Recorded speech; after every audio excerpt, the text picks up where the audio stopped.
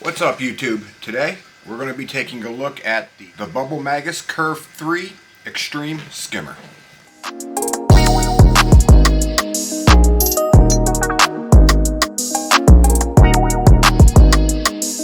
The reason I went with this skimmer was because I needed something that looked like it could pull a good skimmate, but I also wanted a way to be able to drain it externally. The way this external drain line works is there's a little cap here. Whenever you want to drain it, you would just pull that cap off, which will then open up the line for everything to come in. And then just replace the cap and you're done. Another thing that really caught my attention with this was the footprint on this skimmer. The footprint of this skimmer is 5.91 inches by 6.69 by 16.54. So I'm going to go ahead and give this a quick measurement and we can verify it. Biggest thing for me is that 16.5 inches is what I need. Actually, it comes in less than 16.5 inches. I'd say that's more like 16.25. Cool. Then we're looking at lengthwise. Yeah, I would say that's pretty dead on to about 6 inches. And then the footprint this way. Bubble Magus definitely did a good job measuring and providing the footprint of this skimmer pretty accurately. I'd say length and width for the plate down here is definitely dead on, but for the 16.5 it actually comes in just about a 1/4 inch smaller from what I'm measuring. So, alright, kudos to Bubble Magus. Alright, let's go ahead and take a look and see what we get inside the box with the Bubble Magus Curve 3 Extreme Skimmer. Alright, so inside the box we get the air silencer and some tubing. Looks like we get the diffuser plate. We get the skimmer pump, which appears to be a Bubble Magus branded one. We get the skimmer body. And we get the collection cup. Some product instructions to put all this together. And it looks like we also get a manual advertising Bubble Magus products. Assembly of this skimmer is pretty straightforward.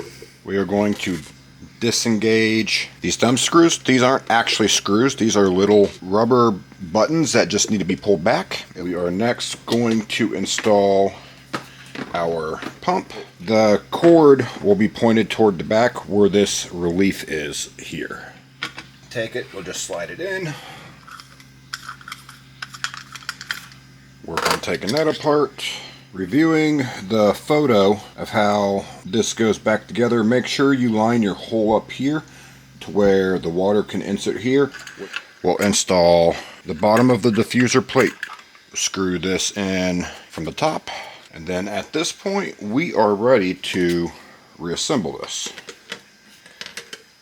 So I'm going to push that down.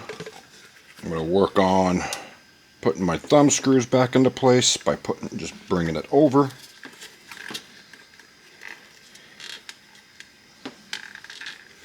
So for the air silencer, and we will screw this into place. And we'll take our venturi, connect that here, connect our air line back to the silencer. We'll run this down to the venturi, and we can finally add our collection cup. Last piece is adding our external waistline. Alright, time to work on install.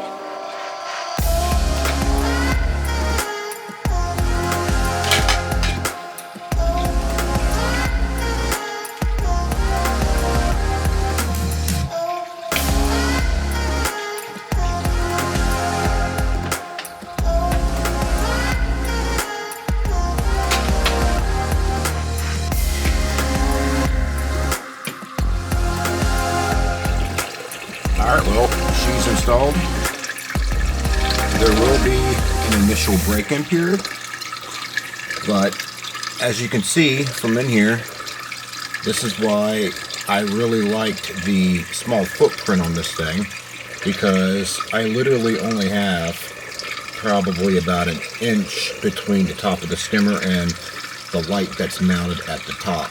Alright, let's let this thing run and we'll report back once it breaks in and see how it performs.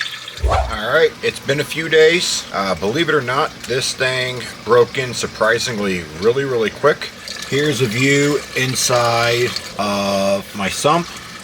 We can already see that it's already pulling out some brown crud, and it actually needs to be drained as we speak because of how full it is. I'm going to pull my cap off. Go ahead and give this thing a drain. Look at all that nasty gunk that it's already pulled up. Now overall, this thing broke in probably about 48 hours. When it initially fired up, I had an issue with it overflowing, and no matter how much I adjusted the control on the side there, I was not able to get it to stop overflowing. So in my experience, that typically happens for one of two reasons. One, it is a new skimmer. Two, which is usually the issue I see more often than not, is there's something in the water causing it to overflow. Which I think in this skimmer situation, I think it was probably both. But I ended up grabbing a 5-gallon bucket and I just let it drain about 1.5 gallons of water. And then after it did that, it finally started to calm down. And I was able to adjust it and dial it in. And then finally, 48 hours later, it started pulling a bunch of brown crud out of the water and made a really good skim bait. And since adding it, my water in my tank has been really clear outside of the normal algae scraping that I typically have to do each week. So overall, what do I think of this skimmer? For its break-in period, this thing broke in quick. This is not a DC adjustable skimmer. I definitely like how quick it broke in and how fast it started pulling gunk out of the water. So for anyone looking into possibly purchasing one of these, definitely recommend it. I hope this video helps you out and gives you a better and closer look at what this skimmer is capable of. If this video helped you out, please be sure to like and subscribe. It definitely helps out this channel. And until the next one, guys, I'm out. Peace.